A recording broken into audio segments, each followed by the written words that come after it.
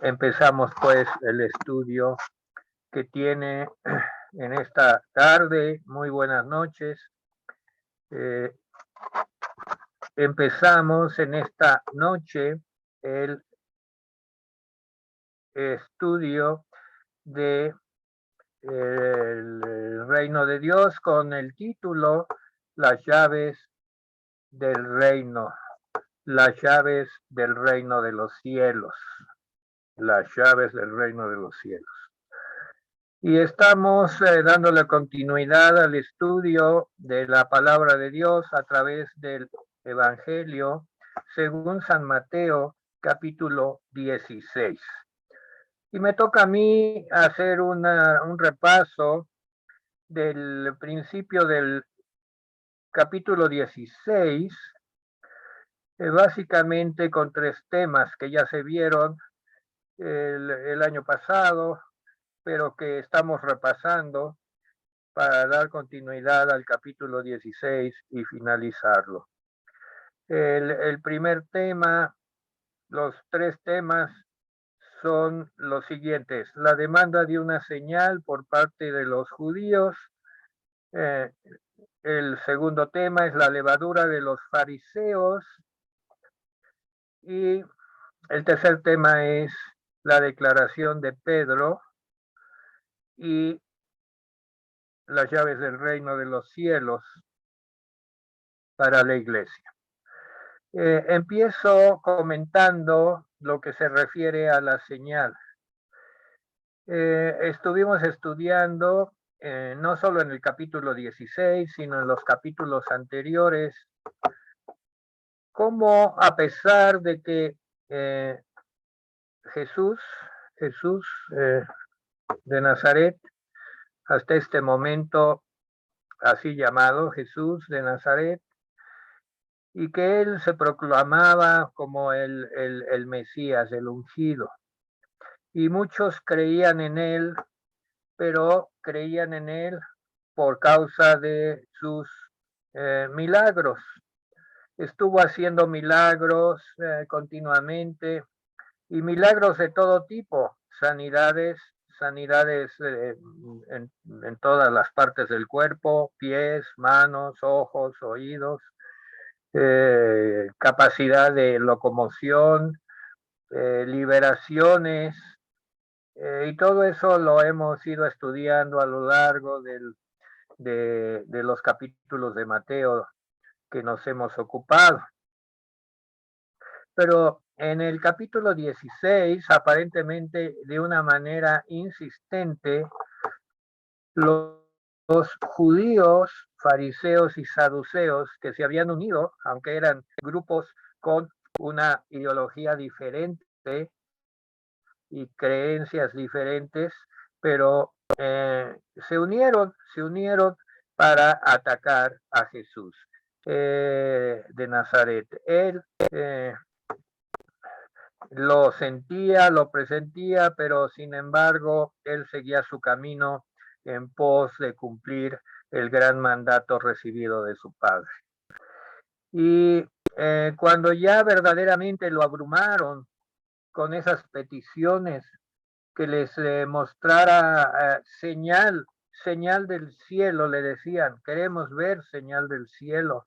Los judíos, buscadores de señales, como los hay en estas épocas, que no creen si no ven, que no disciernen las cosas espirituales, sino solamente a través de los ojos, a través de la percepción, a través de los sentidos naturales.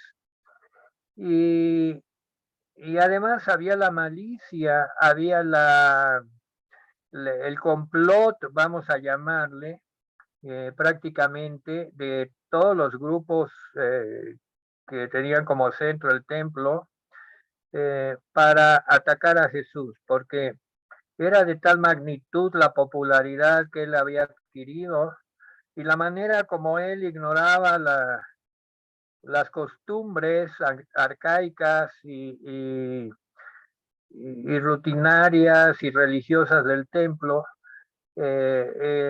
pregonando que uno mayor que el templo, estaba allí y, y eso causaba una desazón y un desaliento entre el Sanedrín del templo y todos los grupos estaban decididos a detenerlo y no distinguían método para poder cortar la trayectoria que llevaba este joven profeta de Nazaret, Jesús de Nazaret.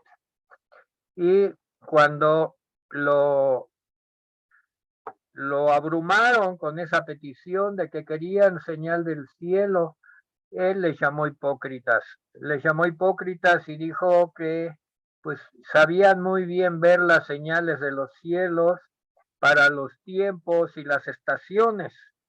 Sin embargo, no podían discernir algo que estaba escrito por los profetas. Lo que estaba sucediendo ante sus ojos era profecía pura haciéndose realidad. Estaba escrito por los profetas, estaba delineado en los tiempos, pero ellos no lo veían, no querían verlo y no tenían el corazón para discernir y para ver las cosas que Dios estaba haciendo y cumpliendo de su palabra. Por lo cual les llama hipócritas y les señala que si bien conocen y son muy capaces para discernir las estaciones y los tiempos naturales, no tenían la capacidad y no habían desarrollado por la dureza de su corazón la capacidad de ver las señales espirituales. Y y les dice que no les será dada señal más que la señal del profeta Jonás, señalando directamente a la muerte y 3 días en la tumba y después la poderosa resurrección que iba a venir en su propia persona. En realidad, lo que les está diciendo es que la señal era Él. Él es la señal y Él ha sido, Cristo el Señor ha sido la señal a lo largo de todos los tiempos. Desde antes de nacer, Él era la señal que mostró la estrella, la señal que vinieron a constatar los magos del Oriente, los hombres sabios del Oriente, que indudablemente conocían de profecías del pueblo hebreo, la señal, el cumplimiento de la señal en ese niño, constatado por dos personajes en el templo muy importantes, y la señal a lo largo de la vida, aún en la adolescencia, la señal que era Él. Y cuando empezó a ministrar, pues Él era la señal. Y donde quiera que Él iba, la señal del cielo se manifestaba. Así pues, podemos decir que si tú quieres conocer una señal del cielo para tu vida, pues conoce a Cristo, porque Cristo es la señal. Después estuvimos estudiando en el capítulo 16 como tema número 2, la levadura de los fariseos y saduceos. Y en un viaje que hicieron, ¿verdad? Donde iban solo los discípulos y Jesús con sus discípulos eh, en la barca, ¿verdad? Y se habían olvidado de traer pan y Jesús les recuerda y ellos se sienten culpables y se reprochan de no haber pensado en la alimentación, pero no era lo que Jesús precisamente les quería enseñar, porque Él les dice, ¿por qué están preocupados por el alimento? ¿Que no se recuerdan cuando dimos de comer a 4,000, cuando dimos de comer a 5,000 y aún sobró alimento? ¿Por qué están ustedes preocupados por el pan? Y dice, en realidad ustedes deben cuidarse de la levadura de los fariseos y de los saduceos. Y pues aclarando cuál era esa levadura, miren, la levadura es algo pequeño, pero que dice que hace leudar la masa. En todo pan, en toda pan horneado, se pone levadura para que la masa se leude y pueda crecer el pan, pueda resultar en un alimento que se espera de él. Así, la levadura espiritual también puede traer propósitos que muchas veces no son los adecuados.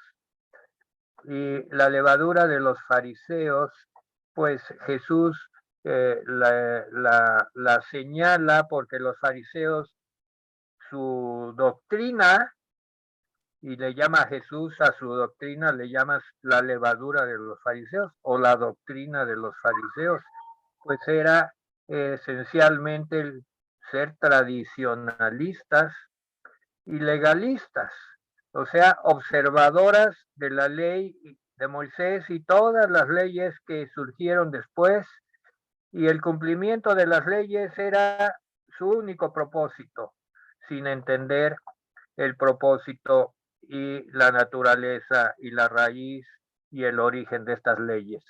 Cumplir la ley por la ley era el propósito y era la teología de los fariseos, tradicionalistas y legalistas. Sin embargo, los saduceos, el otro grupo que se había unido con los fariseos, pues ellos, por el contrario, eran racionalistas. Básicamente pensaban que solo lo que era producto de la razón era creíble y que cualquier cualquier enseñanza espiritual que no pasara por la razón y que no tuviera una explicación, pues no era digna de ser tomada en cuenta. Y hoy en día sigue prevaleciendo en todo lugar, llámese iglesia, religión o sociedad, estas dos levaduras, estas dos teologías. La teología de solamente cumplir la ley por la ley, las tradiciones, las fechas que guardar, las comidas, los festejos, de fechas especiales. Esto proviene de la levadura de los fariseos y las tradiciones. Y pues vemos que la iglesia en muchos casos sigue con esta levadura leudada contaminando su corazón. Y por otro lado, también en la iglesia y en la sociedad está la levadura de los saduceos, que es el racionalismo puro, el racionalismo ante todas las circunstancias, el darle a todo una explicación con la razón, la pura razón, y no darle lugar, darle espacio a lo espiritual. Y resulta que las revelaciones de Dios pues son en lo espiritual, son en lo espiritual. Vamos a 1 Corintios 2, del 12 al 14. Si alguien me lo encuentra primero, me lo puede leer. 1 Corintios 2. Yo lo leo. Dice la palabra del Señor. Y nosotros no hemos recibido el espíritu del mundo, sino el espíritu que proviene de Dios, para que sepamos lo que Dios nos ha concedido, lo cual también hablamos con palabras enseñadas con sabiduría humana, sino con las que enseña el espíritu, acomodando lo espiritual a lo espiritual. Pero el hombre natural no percibe las cosas que son del espíritu de Dios, porque para él son locura. No las puede entender porque se han de discernir espiritualmente. Amén. Pues aquí vemos que pues los saduceos tenían ese problema como lo tienen tantas personas ahora en las diferentes religiones. Para recibir lo celestial hay que tener un espíritu adecuado, que hay que pedírselo a Dios. Por eso dice una de las bienaventuranzas, bienaventurados los pobres en espíritu. Fíjense, los pobres en espíritu, porque de los tales es el reino de los cielos. Y esto lo vimos muy al principio, muy al inicio del estudio de las enseñanzas del reino de Dios, que los pobres en espíritu, aquellos que confiesan su pobreza espiritual, su carencia espiritual y que le piden a Dios, al Señor que da todas las cosas según el designio de su voluntad, que le pedimos que nos abra el entendimiento espiritual para sus verdades, pues esa es la única manera que podemos ir entendiendo. Jesús les dijo a sus discípulos, guardaos de la levadura de los fariseos y de los saduceos, porque allí hay algo que no debe existir en el reino de Dios. Posteriormente vimos un pasaje que es fundamental. Dice que cuando vino Jesús a la región de Cesarea de Filipo, Cesarea de Filipo era una ciudad muy importante, pero es una ciudad gentil, totalmente gentil. Había sido edificada por Herodes el Grande, y ahora Herodes Filipo, en honor al César romano. O sea, el César romano se erigía como un dios y pedía que se construyeran estatuas y se construyeran ciudades en su honor. Pues esta era una ciudad que se construyó en honor del César. Jesús anduvo en la región de Cesarea de Filipo, pero no entró, solamente anduvo alrededor de esa ciudad. Y en las pláticas que tenía con sus discípulos, que son muy ilustrativas, Mateo es muy minucioso en esas pláticas porque indudablemente que él participó de ellas y llevaba un registro. Surgieron varias preguntas. Jesús les preguntó, ¿quién dicen los hombres que es el Hijo del Hombre? Y ellos sabían que él se llamaba a sí mismo el Hijo del Hombre. ¿De dónde había tomado Jesús este título? ¿O lo había inventado? No lo había inventado. Está en el libro de Daniel, y cuando se refiere al Mesías que había de venir, el que iba a tener el reino eterno, y le llama el Hijo del Hombre. Y por eso es que Jesús se llama a sí mismo el Hijo del Hombre. No es un título inventado por él, sino que estaba en la Escritura como un título profético para el Mesías.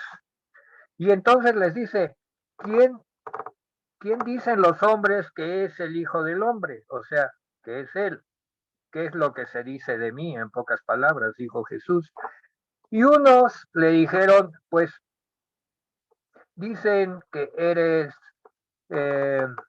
Juan el Bautista, que acababa de morir pues a manos de Herodes, por el asunto de Herodías y Salomé y la cabeza de Juan el Bautista, y murió finalmente Juan el Bautista. Pero Juan el Bautista pues nunca había hecho milagros y no podía ser que fuera una reencarnación de Juan el Bautista. Otros dijeron Elías. ¿Por qué dirían Elías? Pues tú eres el espíritu de Elías que precede al día de Jehová, según Malaquías. Así estaban diciendo algunos, ¿verdad? Que Jesús era Elías. No era lo que decían los discípulos. Él les preguntó, ¿qué dicen los demás? ¿Quién soy yo? Él contaba con que ya sus discípulos conocían su identidad como el verdadero Hijo de Dios. Y otros decían que las gentes andaban diciendo que era Jeremías. ¿Por qué decían que era Jeremías? Pues porque es el que iba a restituir el arca perdida. Había una leyenda entre los judíos que cuando vino la invasión de Jerusalén al templo por los babilonios, Nabucodonosor, se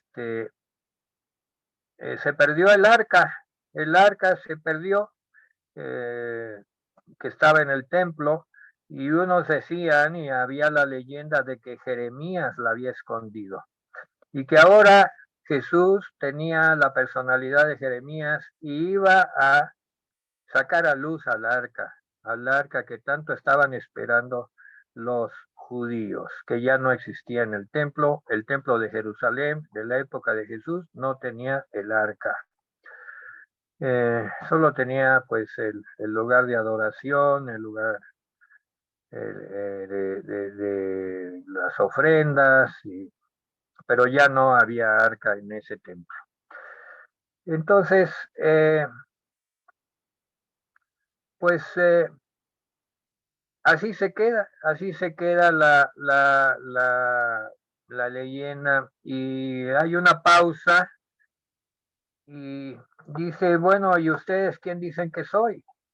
Y se dirige a ellos directamente, ¿quién dicen que soy? Y se quedan silenciosos hasta que Pedro rompe el silencio y dice, tú eres el Hijo, el Cristo, el Hijo del Dios viviente. El Cristo, el Hijo del Dios viviente. Esto también se comentó bastante extensamente, lo recuerdo nada más y no voy a tocarlo porque lo comentamos muy extensamente por parte de Yazaret. Y después Jesús contestó, bienaventurado eres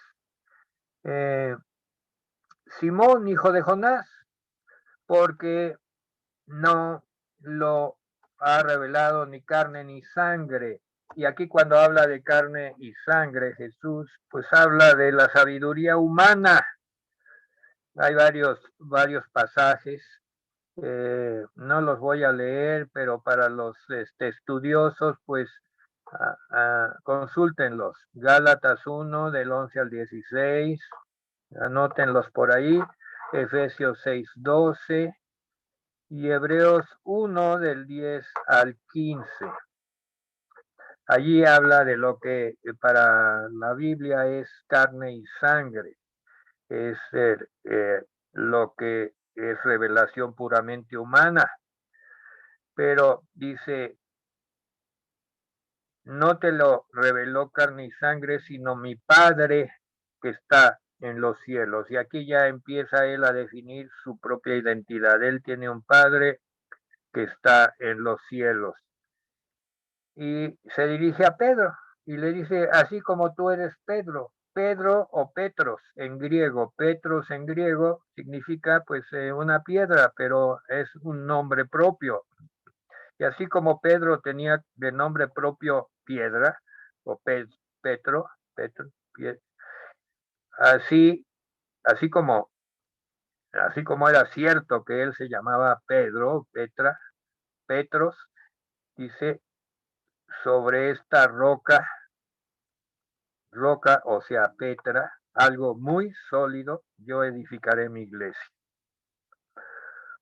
Usando el nombre de Pedro y usando la firmeza de la roca, que es la verdad que Pedro había esgrimido, que era el Cristo, el Hijo del Dios viviente, la iglesia se iba a edificar. Y la iglesia indudablemente no tendría límites, ni sería limitada. Sabemos que pues hasta ese momento la creencia era de que el Hades le ponía fin a la vida de todos los humanos, incluso los judíos. Los judíos, todos los muertos iban al Hades.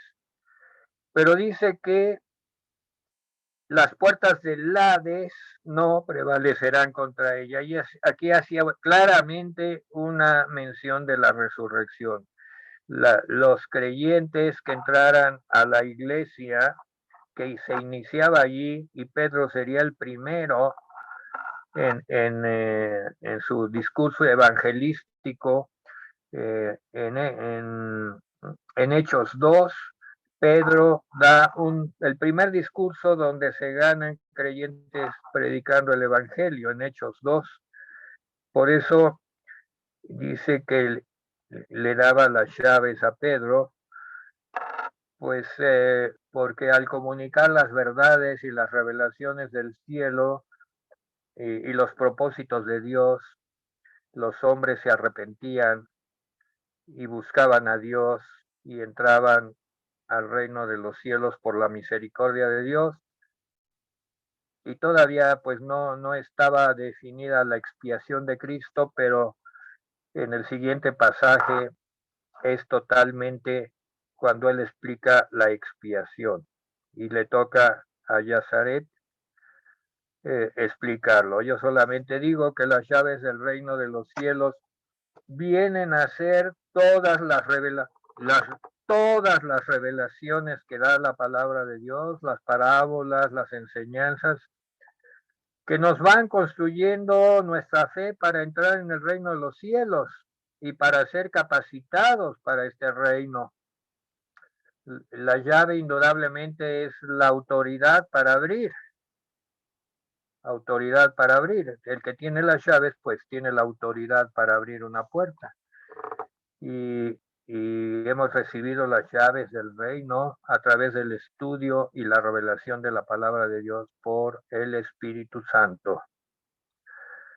Y una parte muy, muy importante de la palabra de Dios viene a continuación y la va a presentar Yazaret en el pasaje que dice que Jesús anuncia su muerte. Pues yo les agradezco por haberme atendido en el repaso del capítulo 16 y dejo el micrófono a Yazaret. Pues hermanos, vamos a continuar con en la parte del capítulo 16, versículo 21, ¿verdad? Ya dijo el pastor, tiene por título Jesús anuncia su muerte. Vamos a retomar tantito el versículo anterior, ¿verdad? A este pasaje es el versículo 20.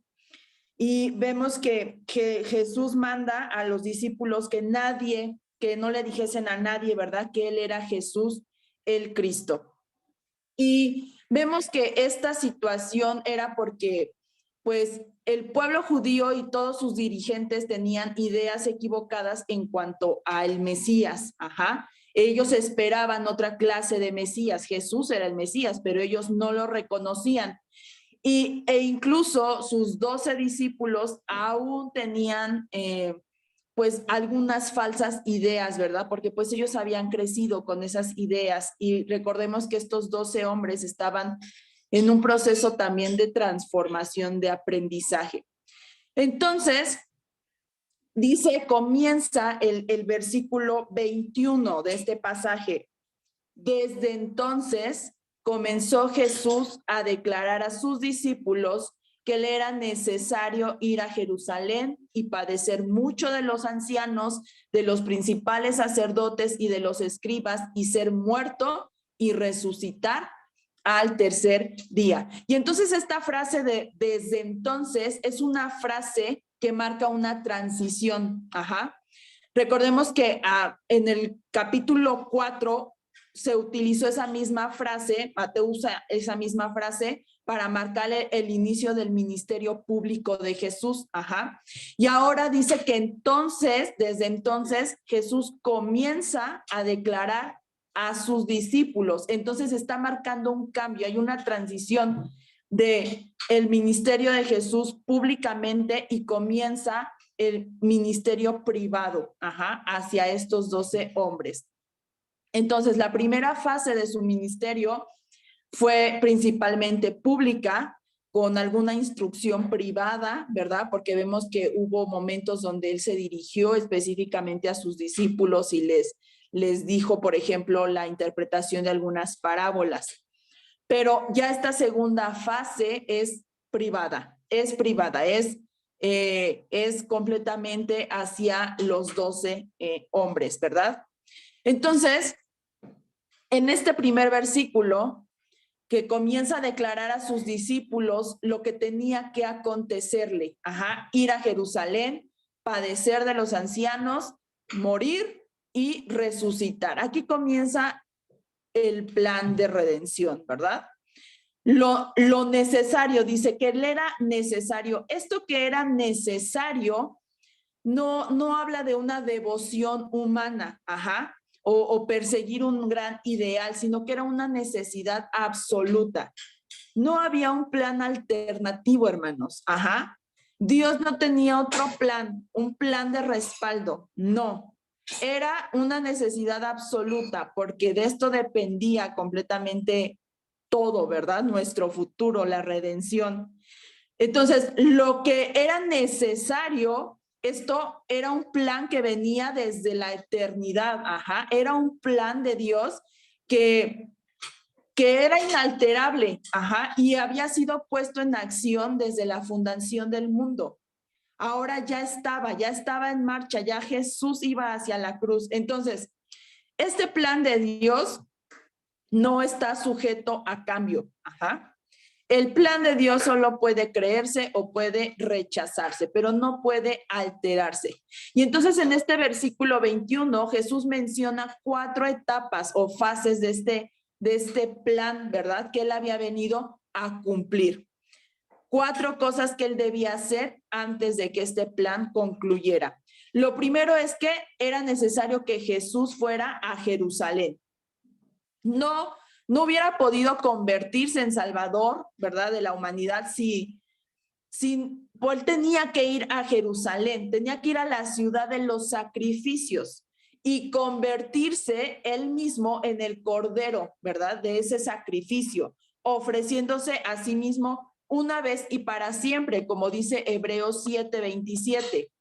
Entonces, cuando Jesús habla de ir a Jerusalén, él estaba en Cesarea de Filipo, y entonces se encaminaron.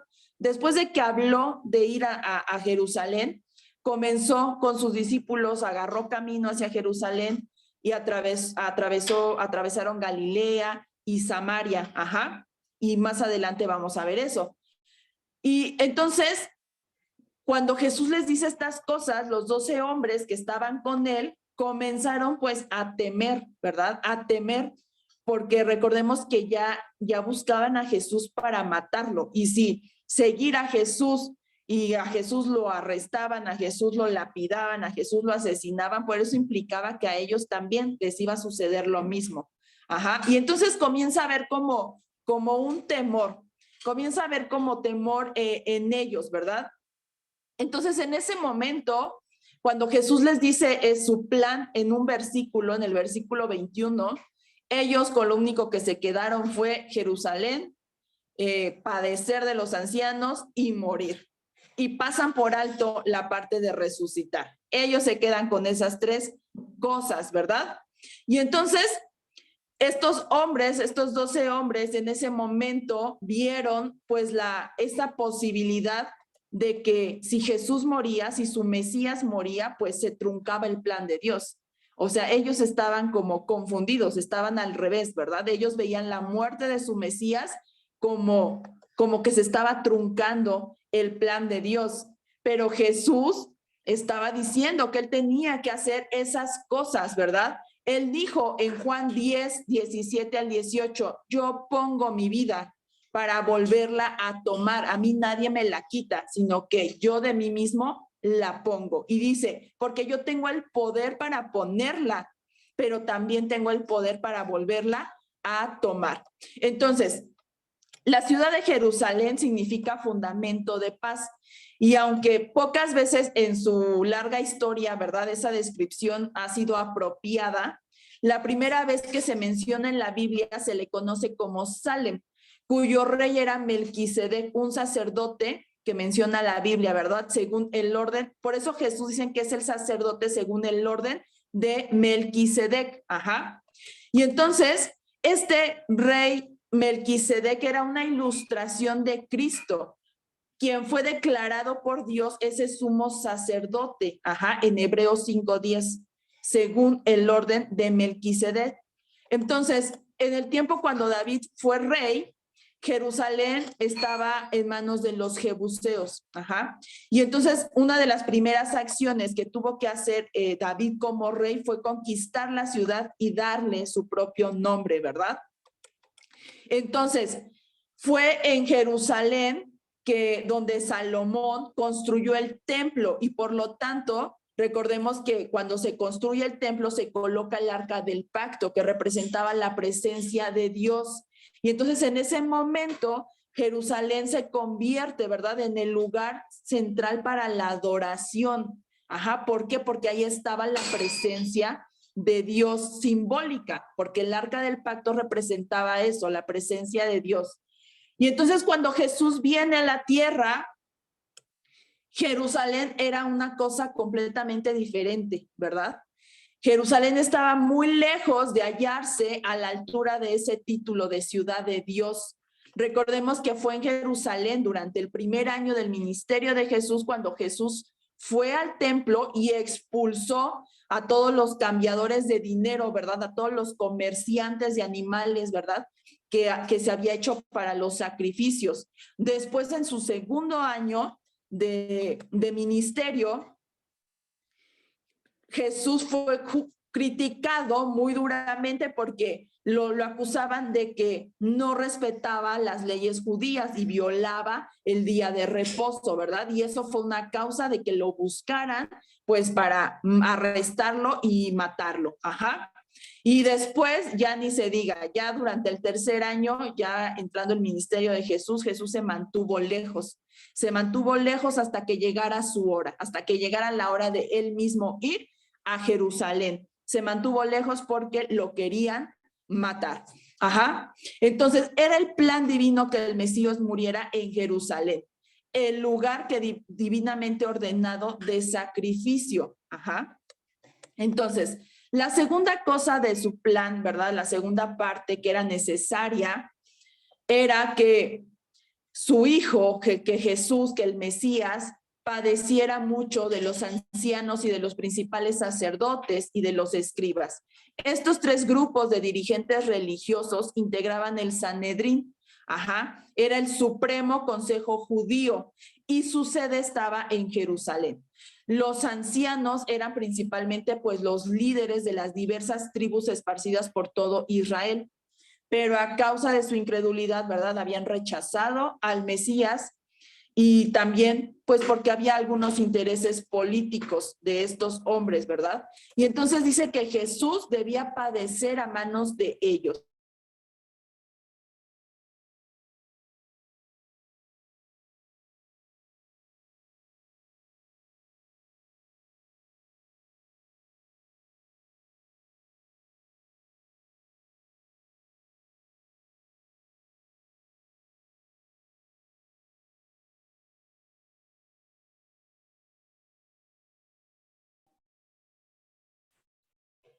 Sí, hermanos, ya, ¿verdad? Es que se salió de repente el Zoom. Entonces, debía quedar muy claro que la vieja tradición, la vieja usanza, todo lo que había hecho el sistema religioso no pasaría a formar parte del nuevo pacto. Que solo se encontraría a través de la sangre de Cristo. En Mateo 26-28, cuando Jesús está en la cena del Señor, ¿verdad?, celebrando la última cena con sus discípulos, él dijo: porque esto es mi sangre del nuevo pacto, que por muchos es derramada para remisión de los pecados. Por eso era necesario que Jesús padeciera a manos de los ancianos, que representaban el antiguo sistema religioso que no servía, o que a lo mejor parcialmente había hasta ese momento hecho una remisión de pecados, pero no era una remisión total. Era necesario que Jesús viniera y derramara su sangre.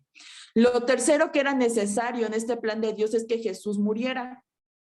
La palabra griega detrás de muerto en esta parte de la escritura no se usaba para ejecuciones legales, O sea, en este contexto el significado es asesinato, porque recordemos que Jesús fue juzgado, pero no fue hallado culpable, no se demostró que él fuera culpable de alguna maldad, fue quienes estaban decididos, ¿verdad?, a deshacerse de él, que hicieron falsas acusaciones y por lo tanto lo de él no fue una muerte legal, fue un asesinato. Y lo cuarto que era necesario es que Jesús debía resucitar al tercer día. Sin embargo, fue esta verdad la que las demás hacía las demás soportables, ¿verdad? Pero fue esta verdad la única que los discípulos no escucharon, ¿verdad? Esta era la verdad de la victoria, que Jesús iba a vencer a pesar de las aparentes derrotas. Entonces podemos ver la respuesta de Pedro, ¿verdad? Pedro se levanta, toma como siempre, ¿verdad?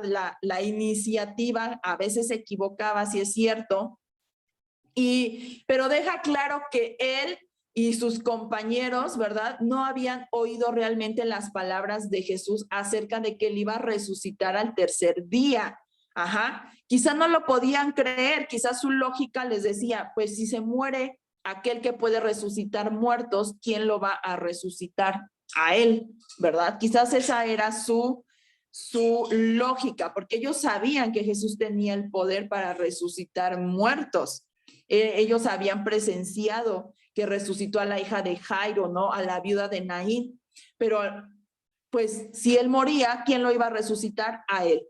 Y entonces Pedro, vemos en el versículo 22, Pedro, tomándolo aparte, comenzó a reconvenirle diciendo, Señor, ten compasión de ti, en ninguna manera esto te acontezca.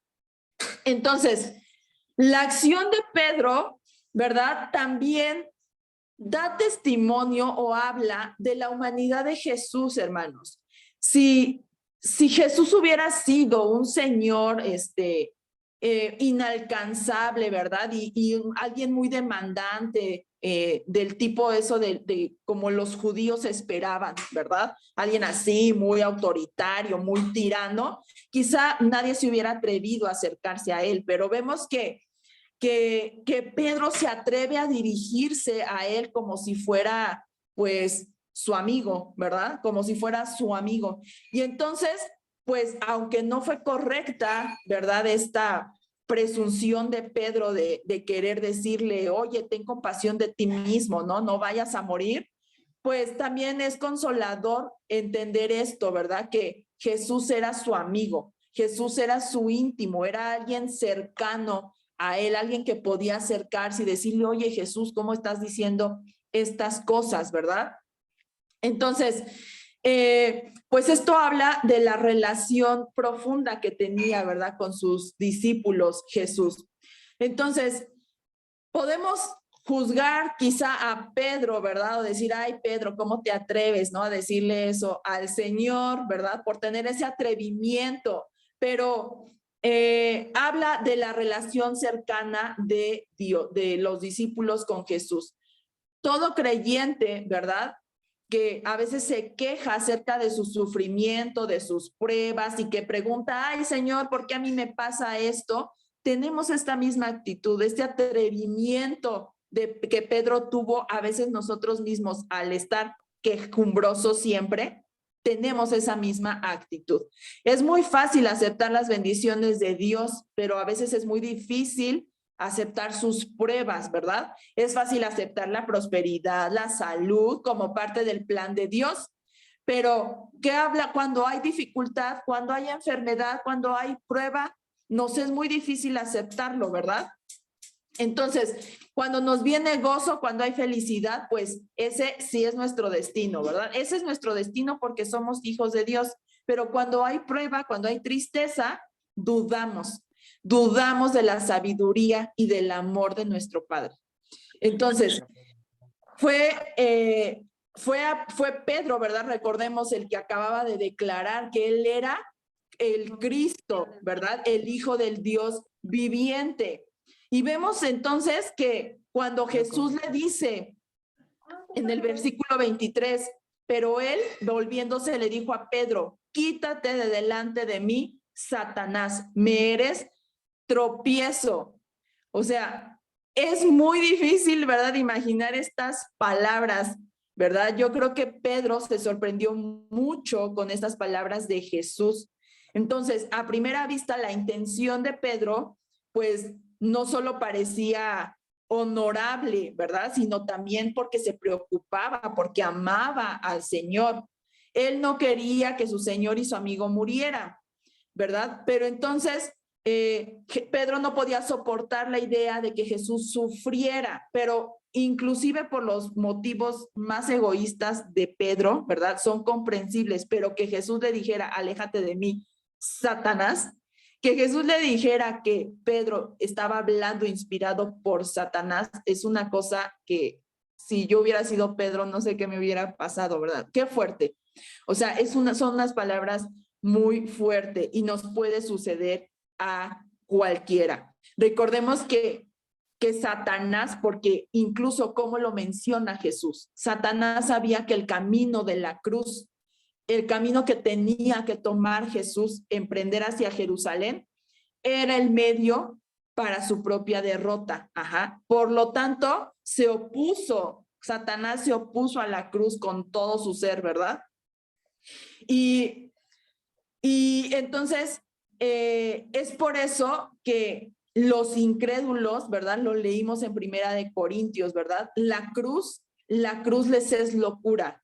¿Por qué? Porque no tienen al Espíritu de Dios, no pueden entender, no pueden discernir espiritualmente. Y a veces, pues sí, son hijos espirituales del diablo. Por eso es que las cosas de la cruz lo consideran como locura y tropezadero. Ajá. Satanás sabe que la cruz es el lugar en que los humanos se liberan del dominio del pecado y de la muerte. Y es el único camino para pasar del reino de las tinieblas al reino de la luz de Dios. Entonces, después de que Cristo murió en la cruz, Satanás trató de mantenerlo muerto, pero la tumba no tenía poder sobre Jesús. Y recordemos que ya lo había dicho, ¿verdad? Que las puertas del Hades no prevalecerían. Entonces, que la tumba no tenía poder sobre Jesús, de igual modo que no tendría poder sobre su iglesia. Y entonces, hay unos principios que vienen después de esto para nosotros hoy en día, ¿verdad?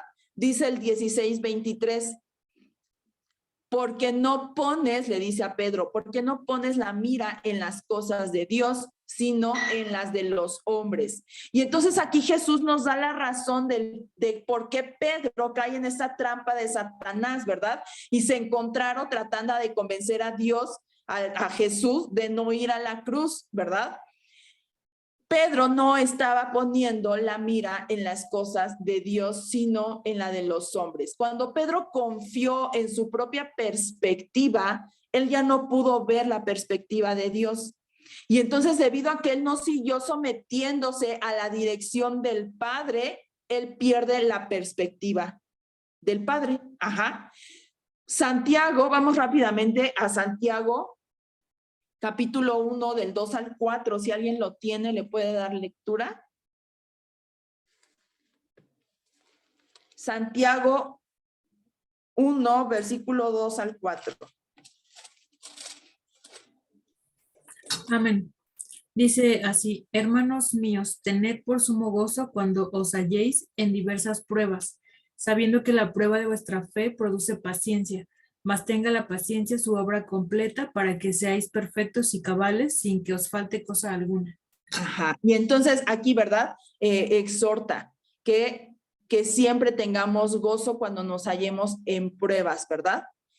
Poniendo las cosas ¿dónde? En las cosas de Dios, poniendo nuestra mente, nuestro corazón en las cosas de Dios, no viendo solo las circunstancias, no viendo lo que nos dicen los hombres, sino mantenernos con los ojos puestos en Cristo. Entonces, rechazar el camino de la cruz es rechazar a Cristo, ajá, sin que importe cuánto puedan haber profesado y alabado que eran cristianos. Rechazar la cruz es rechazar a Cristo. Pedro había fallado, sí, totalmente en esa ocasión, ¿verdad? En Cesarea de Filipo. Él llegó después, ¿verdad? a entender y amar el camino de la cruz. Incluso ese fue el camino que él predicó en Pentecostés, y en todo el libro de Hechos podemos ver parte de esto. A lo largo de su ministerio, él siguió el camino de la cruz. Un día él escribiría con gozo, escribió en Primera de Pedro 2:24. Él dijo: llevó él mismo nuestros pecados en su cuerpo sobre el madero, para que nosotros, estando muertos a los pecados, vivamos a la justicia, y por cuya herida fuisteis sanados. En este momento, cuando Pedro falla, él no entendía esto, pero después lo comprendió. Y lo vemos porque lo dejó escrito en una de sus cartas, en Primera de Pedro. Entonces, versículo 24 al 27 dice: entonces Jesús dijo a sus discípulos: si alguno quiere venir en pos de mí, niéguese a sí mismo, tome su cruz y sígame, porque todo el que quiera salvar su vida la perderá, y todo el que pierda su vida por causa de mí la hallará. Porque ¿qué aprovechará el hombre si ganare todo el mundo y perdiere su alma? ¿O qué recompensa dará el hombre por su alma? Porque el Hijo del Hombre vendrá en la gloria de su Padre con sus ángeles, y entonces pagará a cada uno conforme a sus obras. Y aquí, hermanos, viene la paradoja del discipulado. Esto es ganar perdiendo. Este pasaje explica lo esencial del discipulado cristiano. Y esto da un golpe mortal a todos esos falsos evangelios egocéntricos que son tan populares hoy en día, mis hermanos. No deja espacio, ¿verdad?, para el evangelio de conseguir cosas, ¿verdad? O ese evangelio en el cual a Dios se le considera un tipo de genio, ¿verdad?, que frotando una lámpara mágica Él te va a conceder todos tus caprichos o todos tus deseos. Este pasaje es muy claro. El pasaje cierra la puerta al evangelio de la salud, de la prosperidad, de la riqueza, ¿verdad? Estos evangelios incorrectos dicen que si un creyente no está sano y no es próspero, pues simplemente no está ejerciendo sus derechos divinos, o que no tiene suficiente fe para reclamar sus bendiciones, Este pasaje socava el evangelio de la autoestima, del amor propio, de tener una elevada concepción de nosotros mismos, porque esto, hermanos, es narcisismo, esto es egocentrismo, y esto prostituye el espíritu de humildad y de quebrantamiento que Jesús nos vino a enseñar. El pastor tocó hoy, ¿verdad?, retomó las primeras, el primer sermón del monte, donde Jesús habla, ¿verdad?, de los pobres en espíritu, de los humildes, de los mansos. Este pasaje lo resume. Entonces, ¿qué cruz decía Jesús que tenían que seguir? Aún Jesús no moría, aún Jesús incluso no les había dicho cómo iba a morir. Él no les dijo: voy a ir y voy a morir crucificado. Jesús no les había dicho eso. Entonces, ¿qué cruz les estaba pidiendo que tomaran ellos mismos y lo siguieran? ¿A qué cruz se refiere? Entonces, Jesús sí sabía que iba a la cruz. No lo había manifestado, él no había dicho: yo voy a ir y voy a morir en un madero. Él solo dijo que iba a ir a Jerusalén y que iba a padecer. No había dicho: voy a morir en una cruz. Entonces, cuando les dice: tome su cruz, niéguese a sí mismo, tome su cruz y sígame, ¿a qué cruz se refiere? Bueno, mis hermanos, pues esta petición de tomar su cruz no es muy diferente a la petición que les hizo en el monte del Getsemaní. Les dijo: quédense conmigo y oren. ¿Cuál era más fácil de hacer, hermanos? ¿Ir a la cruz a Jerusalén a morir con él o quedarse orando 1 hora? ¿Y cuál de las dos peticiones que les hizo Jesús hicieron? Ninguna de las dos. Se quedaron dormidos, no oraron, y en ese momento ellos no comprendían, ¿verdad?, que Jesús iba a ir a morir a la cruz. Entonces, mis hermanos, los discípulos no hicieron ninguna de las dos. Tomar la cruz significaba voluntariamente seguirlo en ese camino. No sabían que iban a ir a que Jesús iba a morir en una cruz, pero sabían que iba a ir a Jerusalén y que iba a padecer. Y entonces tomar esa cruz significaba que voluntariamente ellos lo siguieran. Ellos no querían ir a Jerusalén. Jesús dijo, yo soy el camino, yo soy la verdad y yo soy la vida. Y si Él es el camino, tenemos que ir por ese mismo camino. Estos 12 aprendieron, mis hermanos, una dura lección, un poco tarde, porque Jesús en la cruz, ¿verdad? Jesús estando en la cruz, donde ninguno quiso ir con Él, estuvo solo. Y así como les pidió que oraran con Él, estuvo solo. Jesús no los obligó de ninguna forma, como Jesús no nos obliga a ninguno de nosotros. Y tampoco su amor y su misericordia se apartó de ellos, pero estos hombres aprendieron. Cuando vieron, ¿verdad?, a Jesús resucitado, creyeron, ¿verdad? Y después dice que Jesús se les aparece, después de que había resucitado, se les aparece, incluso le dice a Tomás, ¿sabes qué, Tomás? Mete tus dedos, porque Tomás había dicho, no, yo no voy a creer hasta que meta mis dedos en sus llagas, en su costado. Y entonces Jesús se les aparece y le dice, Jesús, Tomás, mete tus dedos en mis agujeros, ¿no? En mi costado. Y entonces Tomás dice, ay, sí, verdaderamente es Jesús. Y entonces Jesús le dice, Tomás, porque viste, creíste, más bienaventurados los que sin ver han creído. Y entonces, mis hermanos, la cruz después de que Cristo resucita por fin tiene sentido. La cruz después de cargar a Cristo y mandarlo a una tumba donde no lo pudo contener, esa cruz tomó sentido en sus corazones, a tal grado que cada uno de ellos a partir de ese momento tomaron su propia cruz y lo siguieron toda su vida. Esa es la cruz que debemos de tomar tú y yo cada día. Si lo hemos conocido, tenemos que seguir por el camino que Cristo ya dejó marcado. Eso es tomar nuestra cruz y seguirlo toda la vida, incluso si por eso vas a sufrir, incluso si por eso te van a perseguir, incluso si por eso tienes que perder la vida. Eso es tomar la cruz. Y entonces dice el versículo, ¿verdad? Vamos a más adelante. Entonces, es muy tentador poner en peligro, hermanos, nuestro compromiso con Dios cuando el costo se vuelve muy alto.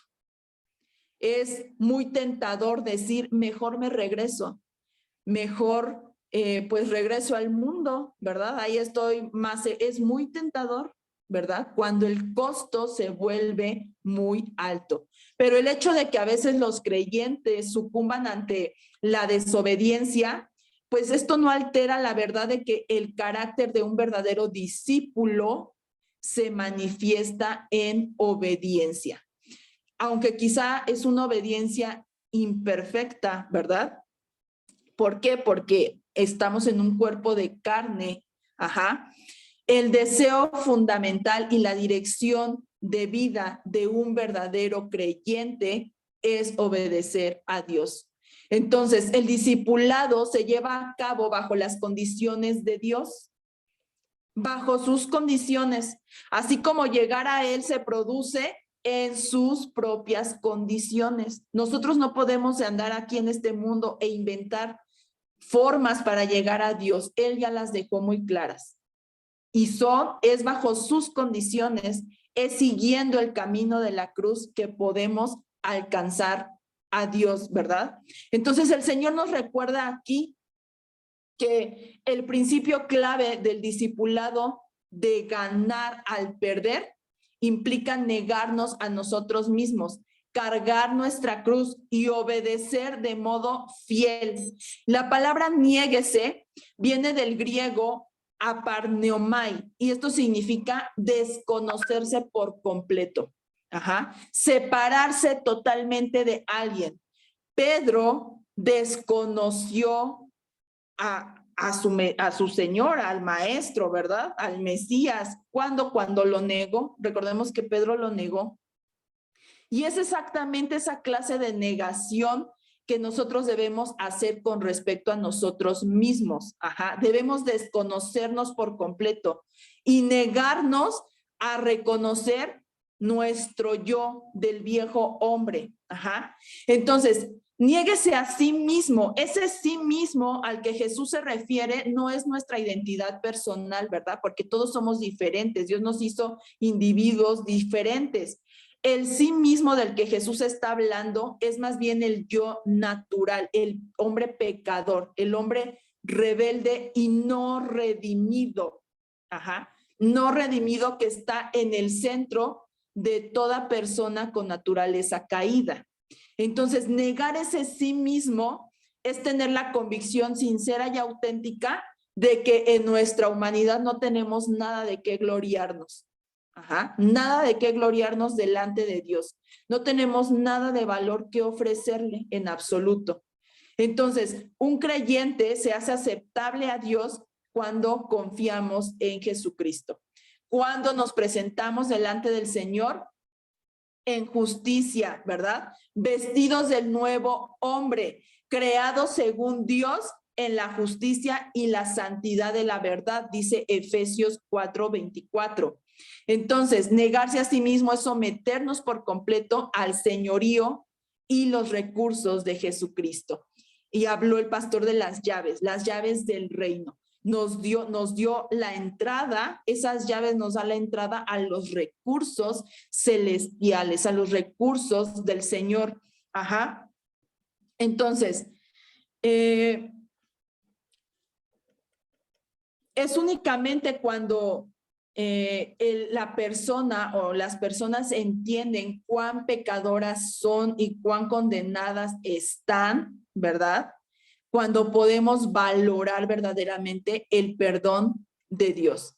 No todos los apóstoles fueron martirizados, no todos, pero estuvieron dispuestos a hacerlo. Estuvieron dispuestos a hacerlo. Entonces, no todo discípulo está llamado a sufrir, a ser martirizado, pero sí debemos, hermanos, estar dispuestos a hacerlo. Pedro escribió en Primera de Pedro 4, del 12 al 14, a sus compañeros creyentes. Les dijo: amados, no sorprendáis del fuego de prueba que os ha sobrevenido como si alguna cosa extraña les aconteciera, sino gozaos por cuanto sois participantes de los padecimientos de Cristo, para que también en la revelación de su gloria os gocéis con gran alegría. Si sois vituperados por el nombre de Cristo, son bienaventurados, porque el glorioso Espíritu de Dios reposa sobre vosotros. Ciertamente de parte de ellos Él es blasfemado, pero por ustedes es glorificado. Ahora, entonces, ¿debe Jesús llevar la cruz él solo y todo el mundo quedar libre? No, no. Hay una cruz para cada uno. Y tú debes de decir eso: hay una cruz para mí. ¿Cuál es la cruz que debes cargar? Y entonces termina, ¿verdad? Porque el Hijo del Hombre es una promesa, porque el Hijo del Hombre vendrá en la gloria de su Padre con sus ángeles y pagará a cada uno conforme a sus obras. Entonces, parousia, esta es la forma del verbo griego, ¿verdad? Que está detrás del vendrá. Él vendrá. Y entonces esto se usa para referirse a la segunda venida de Cristo. Y Jesús lo ha anunciado, que un día iba a haber un juicio, y va a haber una recompensa de todos los hombres conforme a sus obras. Y los que están muertos y que hayan creído en Cristo van a resucitar para vida, y los que hayan muerto y rechazaron a Cristo iban a resucitar para condenación. Pero el corazón de estos 12, mis hermanos, aún estaban atemorizados, aún tenían dudas. Y Jesús vuelve a repetir la promesa. Y vemos en el versículo 28, ¿verdad? De cierto os digo que hay algunos de los que están aquí que no gustarán la muerte hasta que hayan visto al Hijo del Hombre viniendo en su reino. Ahora, mis hermanos, aquí hay mucha ya voy a terminar. Aquí hay mucha, pues, duda, porque dice que algunos lo iban a ver. Jesús les prometió que unos lo iban a ver viniendo antes de que murieran. Y podemos decir, pues todos se murieron y no vieron que Jesús vendría. Incluso se ha dudado de la venida de Jesucristo a causa de este versículo. Pero mis hermanos, por eso es que estamos estudiando, estamos aprendiendo.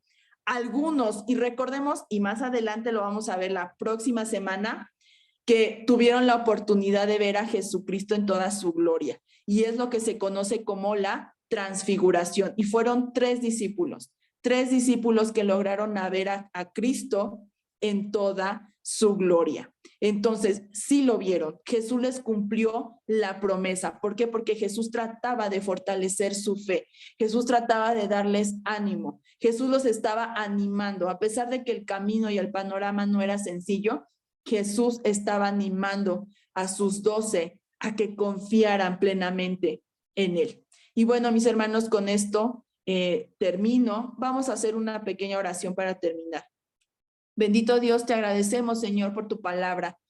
Gracias, mi Dios, por la revelación, Señor, que tú nos das. Gracias al Espíritu Santo, que siempre está, Señor, con nosotros para enseñarnos, Señor, para revelarnos, Señor, tu palabra, Señor, y guardarla, Señor, memorizarla en nuestros corazones y en nuestra mente, Señor. Te agradezco, Señor, por cada uno de mis hermanos que dispuso su tiempo, Señor, para aprender, Señor. Yo espero, Señor, que tu palabra, Señor, así como a estos 12, Señor, tú los animaste, que tu palabra los siga animando, Señor, de que un día te veremos, Señor.